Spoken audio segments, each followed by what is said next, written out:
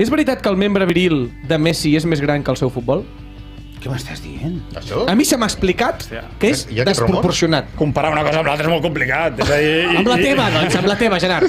No, és Amb la més gran teva. el futbol que el membre viril. Però és... Ja està. Però és... O sigui, és mitjan amunt? Hòstia, tio, això és molt No, privat. Gerard, a la gent li interessa això. A la gent li interessa. No, és que si... De la meitat cap a dalt a la meitat cap a baix és de la meitat cap a dalt. Hòstia. Sí!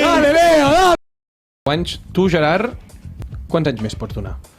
No ho sé, jo ara vaig... Tu després del Barça et retires. Totalment, 100%. Això és així? I quan eres més jove deies que tu als 30 a tomar pel cul el futbol, No, totalment. És a dir, jo Català. si fa...